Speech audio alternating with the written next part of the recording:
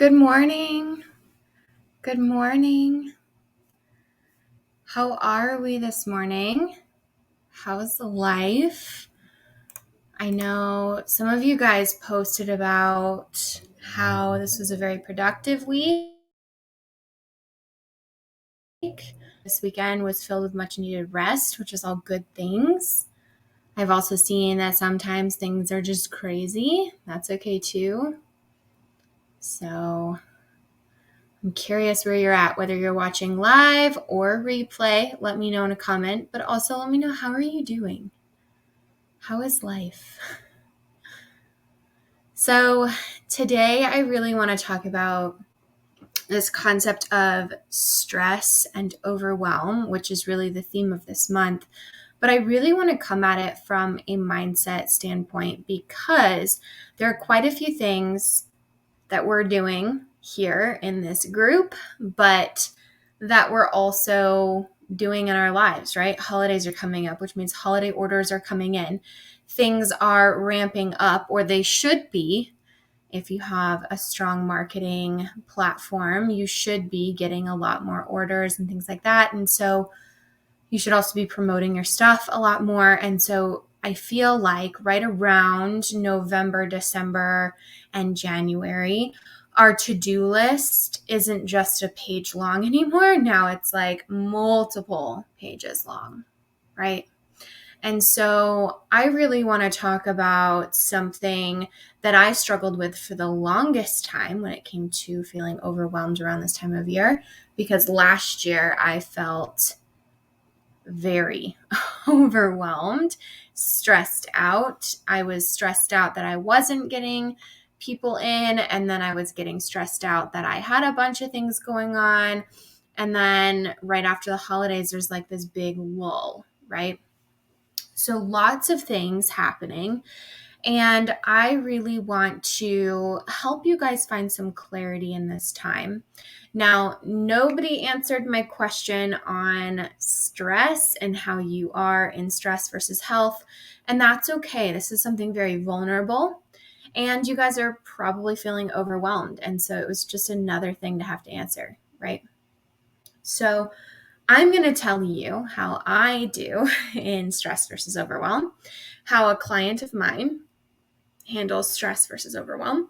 And then I'm going to tell you some tips on that. So for myself, when I get stressed, I shut down. I stop talking to people. I start being quiet, and so does my client. And for me, it's either I'm super quiet or I am over analyzing everything. Everything is overthought. And this leads to a lot of arguments, actually, in my personal life. So when Nick and I start arguing a lot more, I'm like, wait a second, Britt, why are you overwhelmed and stressed out? Because it's probably not him, right? Most of the time, it's actually not what you're arguing about that is the problem. A lot of times it's something else is going on. And so taking a hint from Becca Brown, who was in the group last quarter, who gave a presentation on changing our thoughts and really analyzing where is this coming from, right? I think that that's important. So for me, I tend to be super quiet and bottle it all up until I can't anymore, and then I explode. That is my stress. That is how I handle stress, which is not very good. I don't recommend it. 0 out of 10 stars. But how I am in health is I am overly bubbly, super excited, super positive all the time over everything. And again, two very different extremes, right? The goal is not to have more of the positive extreme. The goal is to even things out so that it's not as extreme either way. Okay. So for me, I need to work on, when I'm in stress, recognizing that I'm in stress. And when I'm in health, recognizing how much extreme positiveness is happening, because usually too much positive, excited, over the top energy means I'm going to crash eventually, because all this excitement leads to a lot of growth, and then, right, and then I get stressed out. So It's about evening out those things. A lot of times people talk about how, and I hate this, entrepreneurship is like a roller coaster, right? Like you've got some good months and then some terrible months and then some good feelings and then you have imposter syndrome. But what I would like you guys to think of is, instead of a roller coaster with extremes, what we're trying to do is we're trying to take a country back road where there's a little bit of a bump and then a little bit down, and it's the longer route, right? It's not the fast, quick shot roller coaster. This is a back road, country road, right? And so the goal is to even that out. Now, how do we do that?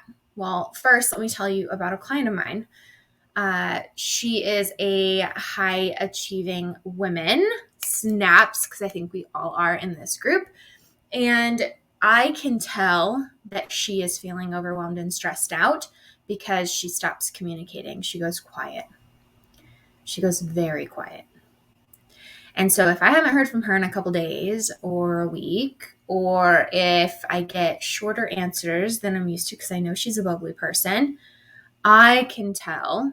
And our relationship is strained because of how she's feeling. And so even if you are product-based, but especially if you're service-based, I want you to realize that your mental clarity, your mindset touches each of your clients or customers. It touches your audience on social media. And so recognizing, understanding, evaluating, and managing your mindset are huge. Okay. It's huge because it's literally going to change your business when you can recognize where you are. Am I in an extreme? Are we taking the backcountry road? And it'll help you have better relationships with clients and customers moving forward. Okay. So how do we go from a roller coaster kind of thing of yay sales and feeling so good about myself to imposter syndrome and nobody likes me? How do we even that out to go from a roller coaster to a backcountry road? The first thing is recognizing when you're in a state of extreme. Either when, right? Like even if you're super, super positive, even if you're super, super negative or stressed out versus feeling really good, it's important to recognize where you are. Just give it recognition. Okay. This doesn't take anything extra on your part, except mentally you're like, how am I feeling today? I'm feeling kind of stressed out. Or how am I feeling today? I'm feeling really good. I'm feeling really good. Like today is a bones day, right? So it's important first to recognize where you are. And this is something continual. This is not something that you're going to do today and then not do again for 4 months. This is something you need to check in on every few days, every day. If you remember, I would suggest if you have a desk or a space that you are constantly working at, a place you're always looking, put a sticky note that says, how are you? How are you today? Right? How you doing? If you like friends, right? Just put a something that is going to trigger your memory to ask yourself, how am I today? How am I feeling about my business? How am I feeling about my family? How am I feeling about all of my long to-do lists and other things going on? Okay.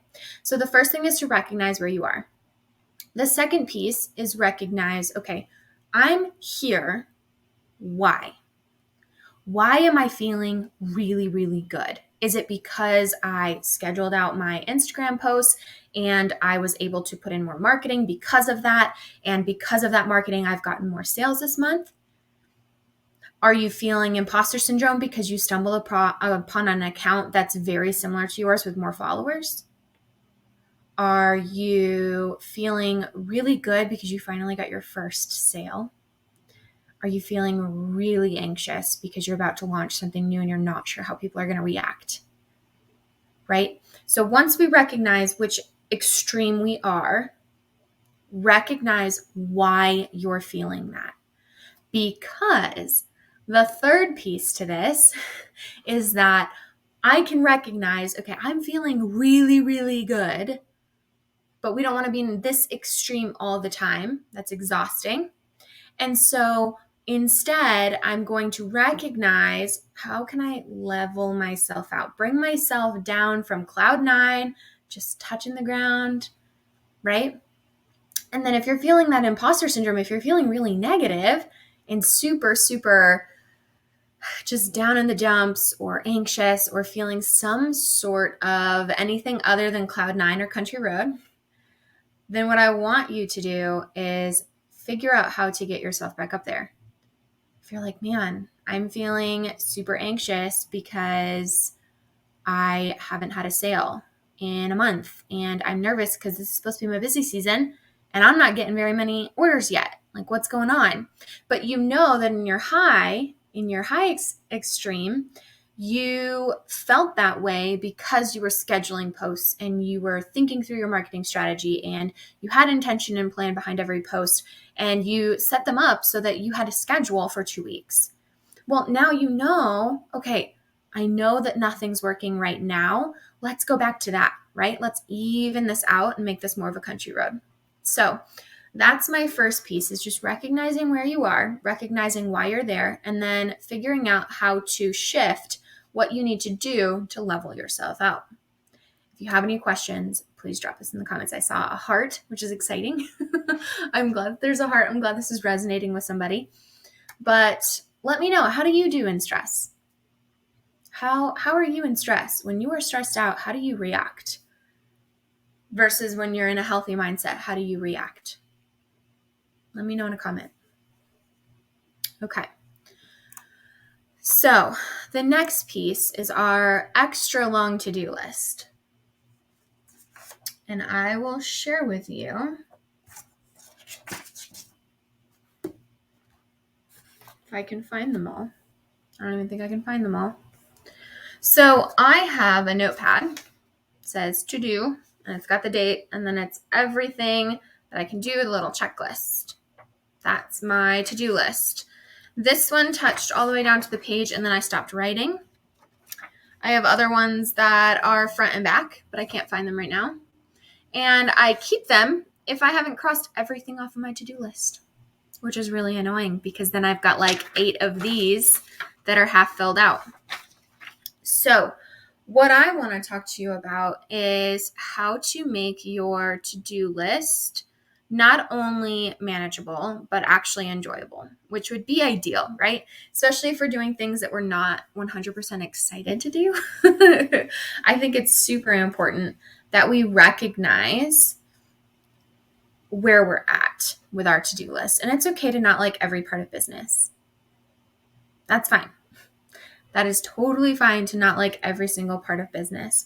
But I think it's important to recognize that you can enjoy even the things you don't enjoy, if that makes sense.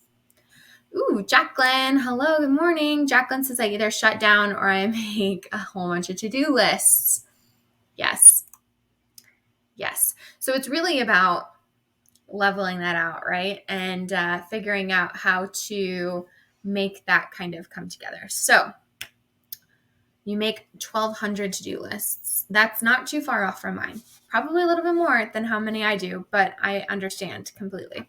Because I've got this one that's not done. I've got my actual planner. I've got so many. And so I want to kind of walk through my to-do list, how I structure them, and exactly what I do to make sure that I am not only achieving my goals, but overachieving my expectations of myself. Okay. So the first thing is to write down the most important things that you have to do today. Is there something due today? Is there something due tomorrow morning at 7 a.m. and you don't want to wake up early to get it done? What are those I have to get this done in order to wake up tomorrow and not making anybody angry or showing up out of integrity, right? So whether that is, I promised on my Etsy shop no more than 14-day turnaround, it is day 13, and I need to get this in the mail tomorrow, or I need to get this in the mail today.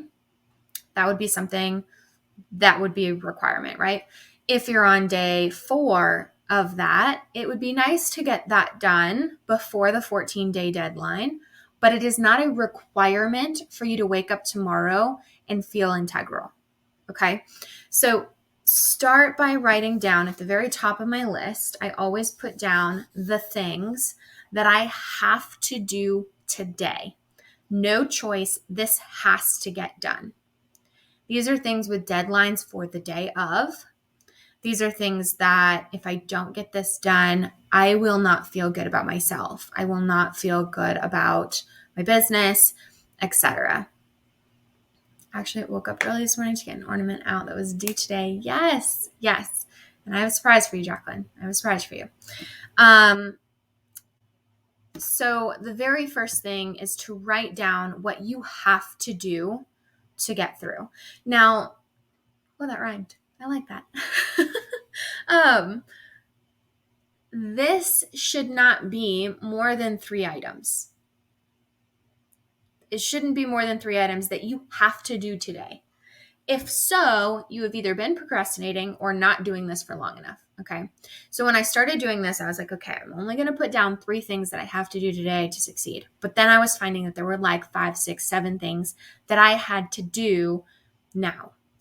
But the longer you practice this, and it doesn't take long, just like maybe 2 weeks, and then you'll notice this shift. All of a sudden it was actually, I only have to do these 3 things. Like for today, I have my 9 a.m. training in the MCS. That's a requirement because I told you guys I would show up. It's due today. I have to do it. 10 a.m., I have a podcast interview. And then 3 p.m., I am actually doing a training with somebody. That's it. Those are the 3 things that I have to do today to remain integral. Everything else could wait. Will it wait? Probably not. I'm going to get more stuff done, but I need to know exactly what I have to do today in order to succeed.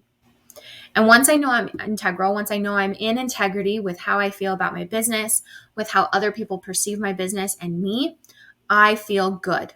If I can just get those 3 things done, I'm a happy camper. Okay? So write down on the top of your to-do list the very first few things, because even if you don't do it in order, what happens is as you're going down your list, you start at the top. It's just how we're programmed to read things. And so if your top priority things are at the very top, even if you do other things on your list, you're reading those repeatedly. It's a constant reminder that you have to do this today. This means that when you actually do it, you feel really good about yourself because you did the thing that you had to do. You feel super productive. The second thing is that it helps you remember. So you're not sitting there stressed out like, oh my gosh, what if I forget something? Oh my gosh, should I pack up everything? Oh my gosh, should I do everything I needed to do? Etc. Okay. There was a third thing, but now I'm drawing a blank. Remembering that it's there, feeling productive. I'll think about it. It'll come to me. I just drank my coffee. It'll come to me. Okay, after that, then I put down stuff that might be due the following day. Things that I would like to get done are the third list of things that I put on here. So I have got my 1 to 3 things that are due today that have to get done today. Then I put down the stuff that's due tomorrow so that if I get through those 3 things, I can do these other things. And then the final list is things that I would love to do today. And whether I hit them or not, it's okay. But basically, your to-do list shouldn't be more than 1 to 3 things long. It's those 3 things that you have to get done today in order to succeed. And then the rest of it is, hey, if I get this done, I'm feeling really good and overproductive because I've over-exceeded my own expectations of myself. Okay? So that is how I structure my to-do list to avoid feeling overwhelmed. I don't like feeling overwhelmed, and it's really nice to be able to lay it all out. I highly suggest if you don't have one, you get a planner. I was always the kind of person who had a planner and then I only used it for like a month and then it collected dust and just kind of sat there. But once I took my business full time, I knew I had to make this a priority, and I love my planner. I live religiously by my planner now. And this is not who I was before entrepreneurship. This is something that I learned in order to succeed in my business. Okay. So highly recommend that you do that. Okay. The last thing I will say about to-do lists is that I always put in something fun to look forward to. Like this was my weekend to-do list. I got almost everything done. But on that list was things like cleaning parts of the house. It was we had to get homeowners insurance for the home that we're purchasing.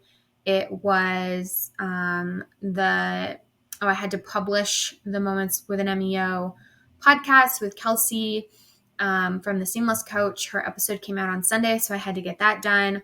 And so I listed them. These are the things that I have to get done in order to succeed in my business today and feel integral. And then throughout the list, I had things like fill in my weekly calendar and bake cookies, which I did. And I sent them with Nick for work today, which is exciting.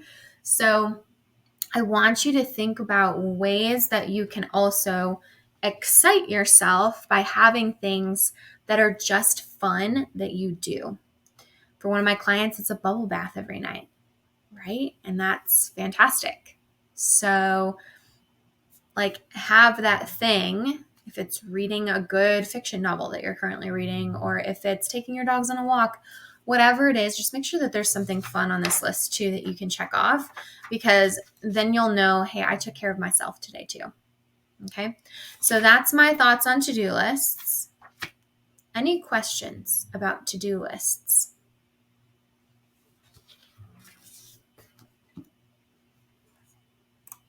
And I can't for the life of me think of that third thing, but that's okay. We'll see if we've got any thoughts, questions, comments on to-do lists. And in the meantime, I'm going to chat real quick about hustle versus rest, because I've gotten a lot more new clients in the last 2 months. And something that I have noticed that I don't like is that a lot of my clients start bragging about the hustle. And I can understand, because you're excited and you're feeling passionate and you're feeling so good and you're so excited. And as we gear up in this busy season, it's, Jacqueline, that's a great idea. That is a fantastic idea. I love it. Jacqueline, I love it. Okay, so she put that I should make a list template and print them as notepads. Yes, I love that idea. 100% love that idea. Thank you. I'm going to do that now. I'm going to put that on my to-do list. So as we're gearing up for busy season, I think the first reaction, the first thing most people do is that they start bragging about the longer hours. They start bragging about how they had to skip, skipping dinners or skipping time with family in order to run your business. And I saw a post this weekend of a client of mine. She's a new client of mine. I've only had a couple sessions with her. We work one-on-one. She's not in the MCS, but she posted constantly working even while on vacation. And it hurt my heart. It really hurt my heart, because I don't want that for any of you. I spent this weekend working because Nick was gone, and I want to make sure that I'm not having longer hours this week so I can actually spend time with him. This is our second to last full week in our condo. And I realized this weekend that I haven't cooked because of my foot. I haven't cooked in my kitchen in like a month. And that's something that I really want to do this week as we gear up to pack up my kitchen and move things. And I'm feeling very emotional right now about this. And I wasn't when I was planning out this talk, I promise. But it's just something that's so important to me, that you guys hold space for rest. I really want you guys to hold space for rest. I don't want you guys working on vacation and missing time with family. Like, oh man, I'm getting so emotional about this. I'm sorry, guys. It's not even that time of the month. Like, I'm like ovulating right now. Like, what is happening? Sorry if that's TMI. I go to humor when I'm vulnerable. So that's where I'm at.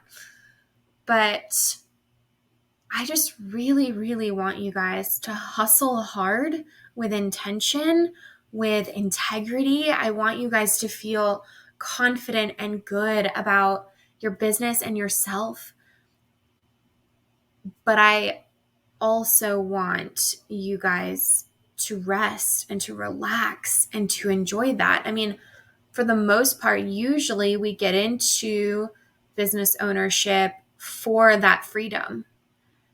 You know, there's a reel that's super trendy right now that's like, oh, I didn't want to work a 9 to 5, so I got a small business and now I work 24/7. I hate that reel.